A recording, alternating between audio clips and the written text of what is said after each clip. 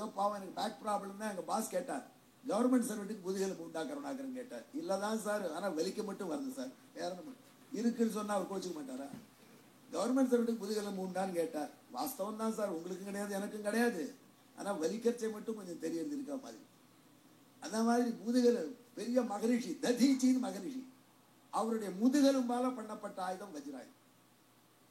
ஒரு ரிஷிய போய் உம்ம முதுகெலும்புல ஆயுதம் பண்ணா நாங்க வெற்றி பெறுவோம், கொடுக்கிறீரான்னு கேட்டா கொடுப்போமா? நாம கண்ணை கொடுனா மாட்டேங்கிறான், கிட்னியை கொடுனா மாட்டேங்கிறான், முதுகெலும்பு கொடுச்சு அப்படின்னு கேட்டா ததீச்சி சரின்னு ஒத்துட்டார். உலக நன்மை ஆன்டி சோசியல் எலிமெண்டான விருத்ராசுரனை சமரிப்பதற்கு என் முதுகெலும்பு பயன்படுமாயில் நான் யோகத்தினாலே உயிரை விடுகிறேன், முதுகெலும்பு எடுத்துக்கோ, முதுகெலும்பை டொனேட் பண்ணார் மகரிஷி.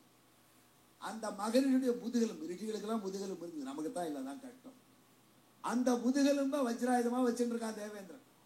அத்தால அடிச்சான், விருத்ரன் போனான். அந்த வஜ்ரத்தை எடுத்து கருடன் மீதி ஓங்கி அடிச்சான். ஆனால் கருடனுக்கு ஒண்ணுமே ஆகல, ஏதோ ரோஜா பூசண்ட மேல போட்டாவே குஷியா இருக்கு. அந்த சமயத்தில் ரிஷியுடைய முதுகெலும்பு ஃபெயிலியர் ஆயிடுச்சேன்னு யாரோ சொன்னாலாம். அது கேட்டு கருடன் என்ன பண்ணார், சேச்சே ஒரு ரிஷிக்கு அவமதிப்பு வரக்கூடாதுன்னு தன் இறகை உதிர்த்தார். ஒரு எதரகு கீழே உதிர்த்து, வஜ்ரத்துக்கு ஏதாவது காணிக்கை கொடுக்கணும். அதை பார்த்து ரிஷிகள் மகிழ்ந்தார். உனக்கு அழகான இறக்கை உடையவன் சுப்பர்ணன் என்று பட்டம் கொடுத்தார். எதற்கு? மதிக்க வேண்டியவர்களை மதிக்கணும். நான் டால்மியா சிமெண்ட்ல வேலை செஞ்சேன், பேக்கிங் ஹவுஸ்ல வேலை செய்யறச்சேன். டால்மியா சிமெண்ட் திருச்சி சென்னை ரயிலில் போறவளுக்கு தெரியும். டால்மியாபுரம் ஸ்டேஷன், கள்ளக்கடி பழங்கானத்தம் என்று சொல்லப்படுகிற டால்மியாபுரம் ஸ்டேஷன். அந்த ஸ்டேஷன்ல ரயில் இருந்ததுன்னா அப்படியே இறங்கி சிமெண்ட் ஃபேக்டரி பேக்கிங் ஹவுஸ் வழியா வந்துடலாம். எங்க டால்மியாஜி இருந்தார். அவர் எப்படி இருப்பார்னா, ஒரு வேஷ்டி பஞ்சகச்சம், ஒரு ஜில்பா, அதோட ரொம்ப சிம்பிளா வருவார். பெரிய முதலாளி, கம்பெனி முதலாளி அவர். அவர் அந்த ஒரு தடவை தூத்துக்குடி ஸ்டேஷன்ல இறங்கினார். ஆபீஸ் எல்லாம் ஒழுங்கா நடக்கிறதான்னு பாக்குறதுக்கு யாருக்கும் வரப்போறேன்னு சொல்லாம அந்த காலத்து தூத்துக்குடி ஸ்டேஷன்ல இறங்கி டால்கார் ஸ்டாண்ட்ல 3 மணிக்கோ இன்னும் வரும், இறங்கி அப்படியே மெல்ல பேக்கிங் ஹவுஸ் கொடுத்துட்டார். பேக்கிங் ஹவுஸ்ல வாட்ச்மேன் உட்காந்துருக்கான். நான் தான் டால்மியாஜி வந்திருக்கேன், உள்ள விடு. அவன் மேல பார்த்தான், எனக்கு அதெல்லாம் தெரியாது, இதுல வரத்துக்கு சில பேருக்கு பாஸ் ஒண்ணு, அந்த பாஸ் விட்டு இருக்கான்னு கேட்டான். அவர்கிட்ட கிடையாது. பாஸ் இல்ல, நான் தாண்டா டால்மியா முதலாளிங்கிறேன். மன்னிச்சுங்க சார், நீங்க யாரா இருந்தாலும் இந்த பாஸ் இருந்தாலும் விடலாம். அந்த பாஸ் இல்லைன்னா நீங்க மேனேஜர் கேட்டு பாஸ் வாங்கிடும். இந்த வழியா போறதுக்கு அந்த பாஸ் இருக்கணும், விட முடியாது. நிச்சயம் விட மாட்டேன். மன்னிச்சுங்க சார், விட முடியாது. அவர் என்ன பண்ணார், உடனே கிட்டுக்கிட்டுன்னு அங்க இருந்து, அப்பெல்லாம் செல் கிடையாத காலம், அதனால அவர் சுத்தி வளைச்சு கெஸ்ட் ஹவுஸ் போய் அது கூட ஆபீஸ் அமக்களை போட்டு கொடுத்து எல்லாரும் நாங்கெல்லாம் இருந்தோம், அழிச்சு பூச்சி எல்லாம் எழுப்பிட்டான். டால்மியாஜி வந்தாராம், வாட்ச்மேன் உள்ள விடலையாம். டால்மியாஜி ரொம்ப கோவமா இருக்காராம், என்ன இது ஆபீஸ் நடக்கிறது, தொலைச்சுட போறாரு அப்படின்னா கூப்பிட அந்த வாட்ச்மேன் அப்படின்ட்டார். டிவி ராஜு எங்க மேனேஜர் ரொம்ப அழகா பேசுறாரு, மோஸ்ட் அன்பிளசன்ட்ங்க பிளசன்டா சொல்லுவார். அவரே டென்ஷன்ல இருக்காரு, என்ன போறதுன்னு. கூப்பிட அந்த வாட்ச்மேன் அப்படின்னா அந்த வாட்ச்மேன் வந்தான். வந்த உடனே டால்மியாஜி அவர் கையில இருந்து 100 ரூபாய் கொடுத்தார். 1971 70 100 ரூபாய். அவர்கிட்ட 100 ரூபாய் வாங்குறது பெரிய காரியம் தான். அந்த 100 ரூபாய் கொடுத்தார் வாட்ச்மேனுக்கு. ஏன்னா என் தரப்புல பரிசு, சட்டப்படி நடந்து கொண்டாய், அதற்காக யாரையும் விடக்கூடாது. அப்படித்தான் நடத்தும் நிர்வாகம்.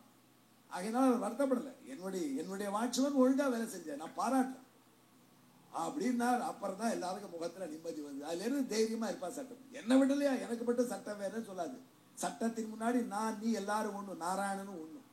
அதெல்லாம் நாராயணன் என்ன பண்ணி, அந்த சட்டப்படி ரிஷிகளுக்கு பவர் இருக்கு, அவ ஏற்படுத்திருக்கா, இவனை நாம ஜெயிக்க கூடாதுன்னு வேற வழியில் தான் போன.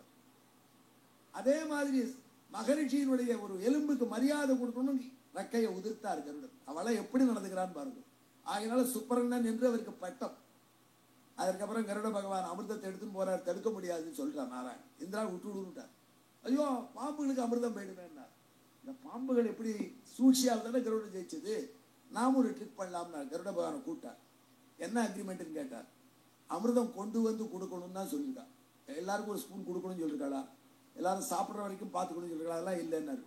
கூலா நீ போய் அமிர்தத்தை ஒரு இடத்துல வச்சுட்டு சொல்லு, பாம்புகளே கசிம்பதர்களே இதை சாப்பிட்றதுக்கு முன்னாடி ஆச்சாரமா குளிச்சு ஆச்சாரம் மட்டும் சாப்பிடும், அதுக்கு போயிட்டு வாங்கன்னு சொல்லுது.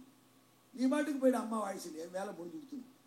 அதுகள் நிஜம் நம்பும் நியாயமா, அதுகள் ஸ்நானம் பண்ணி ஆச்சமம் பண்ணணும். அதுக்குள்ள தேவேந்திரன் நீ எடுத்துன்னு வந்துடும் அமிர்தம் அப்படின்னு கிருஷ்ணன் பகவான் நாராயணன் அதுக்கு ஒரு சொல்யூஷன் கொடுத்தார். ஒத்துண்டா அதே மாதிரி அமிர்தத்தை கொண்டு வந்து கருட பகவான் பாம்புகள் முன்னாடி வச்சார். இதை பார்த்துக்கலாம், அமிர்த கலசம் உங்களுக்கு அமிர்தம் கொண்டு வந்தாச்சு அப்படின்னா பாம்புகள் சந்தோஷப்படுது. சாப்பிடலாமா இருந்தது, அவசரப்படாது. எதையும் உடனே செய்யக்கூடாது, பலாறு செஞ்சிடக்கூடாதான். அதுக்காக ரொம்ப நாள் கழிச்சு செய்யக்கூடாது, அது வேற. ரெண்டும் தப்பு. உடனே செஞ்சா தப்புன்னு நினைக்கிறோம் ரொம்ப பேர் இருக்கா, செய்யறதே இல்லை காரியத்தை. எண்ணி துணிகள் கருமம், அதெல்லாம் எண்ணிக்கொண்டிருக்கோம், எண்ணிக்கொள்றோம், துணியவே மாட்டோம் கருமம், அப்படி சில பேர். அது என்ன தேவையோ அந்த அளவு எண்ணணும். வேதம் ஒரு கதை சொல்றது, அசுரர்கள் தேவர்கள் 2 பேருக்குமே சகவை, தேவானாஞ்ச அசுரானாஞ்ச யஜ்ஞம் பிரததா வாஸ்தா. 2 பேருக்கும் யாகம் இருந்தது. இந்த யாகம் பண்ணா சொர்க்கம் போலான்னு சொன்னான். உடனே அசுரர்கள் படாது போய் யாகத்தை பண்ணிட்டான். ஆனா தேவர்கள் மட்டும் இதுக்கு என்ன முதல்ல பண்ணணும், என்ன விரதம் பண்ணணும், என்ன மாதிரி டிசிப்ளின் இருக்கணும், என்ன மந்திரங்கள் தெரியணும், அதெல்லாம் ட்ரைனிங் ஆகி பண்ணுவோம் அப்படின்னு தேவர்கள் பொறுமையாக ட்ரைனிங்ல இருந்தார். விரதத்தை அனுஷ்டிச்சா, டிசிப்ளினோட இருந்தா. அசுரர்களால் தேவையில்லை, டமால் அடி போன் பண்ணினா சொர்க்கத்துக்கு போக முடியல, கீழே விழுந்தார்கள். அசுரர்கள் முறைப்படி செய்யாதனால் கீழே விட, தேவர்கள் முறைப்படி பிரம்மச்சரியம் தபஸ் இவைகளோடு செய்ததுனால சொர்க்கத்தை வென்றார்கள் என்று வேதம் ஒரு கதை சொல்லுது. இந்த கதையில அப்பா அம்மா திதி பண்றச்சு இந்த கதை வேற சொல்ல சொல்லிருக்கு. சொல்லணும், ஏன்னா இதுதான் ஒழுங்கா பண்ணலையே இவன். சகவே தேவானாஞ்சா அசுரானாஞ்சா யஜ்ஞோ பிரததா வாஸ்தான்னு சாஸ்திரிகள் சொல்றார். இவன் சொல்றான் திருப்பி, அதன் அர்த்தம் என்னன்னு புரிஞ்சுக்கணுமோ இல்லையோ. அப்ப சொல்றான், ஏன்னா தேவர்கள் என்ன பண்ணா, சகசைவாச்சரன் அசுரர்கள் உடனே செஞ்சார். பிரம்மச்சரியன தபசைவ தேவாகா, டிசிப்ளினோட தேவர்கள் செய்தார்கள், வென்றார்கள். அந்த மாதிரி நான் ஒழுங்கா பண்ணிருக்கணும். இந்த ஸ்ராத்தத்தை எத்தையோ பண்ணிட்டேன், இருந்தாலும் மன்னித்துக் கொள்ளுங்கள் அப்படிங்கிறதுக்காக சொல்றான். மனசுல பண்ணணும். அப்படி தேவர்கள் சொல்லிக் கொடுத்த யோஜனைப்படி, நாராயணன் சொல்லிக் கொடுத்த யோஜனைப்படி அமிர்த கலசத்தை வச்சார் கருட பகவான். பாம்புகளை பார்த்தால் பாம்புகளே போய் ஸ்நானம் விட்டு சாப்பிடுவோம் டிசிப்ளினோட, இல்லைன்னா அந்த அசுரால மாதிரி தோத்து போகுது. ஆமாப்பா அது கரெக்ட் தான். பாம்புகள் கிளம்பிச்சு. கருட பகவான் அம்மா விடுதலை ஆச்சா, விடுதலை பத்திரத்தை கொடுனார். அம்மாவை அழைத்து கொண்டு கிளம்பினார். அடுத்த வினாடி தேவேந்திரன் ஓடி வந்து அவரு தூக்கி போயிட்டான். பாம்புகளுக்கு கிடைக்கல. ஆமா, சூழ்ச்சியினால பெற்ற செல்வம் சூழ்ச்சியினால தான். இதுல ஞாபகம் வச்சுக்கோங்க, கருடர் இப்படி தேவர்கள் போய் ஏமாத்தலாமா பாம்புகளைனா, as per கான்ட்ராக்ட் பண்ணினார்கள். ஏன்னா கதிர் என்ன பண்ணா, ஒரு கான்ட்ராக்டை பொய்யா உண்டாக்கி வினதை அடிமையாக்கினான். தன் வினை தன்னை சுடும் அப்படின்னு சுட்டுது கதிர்.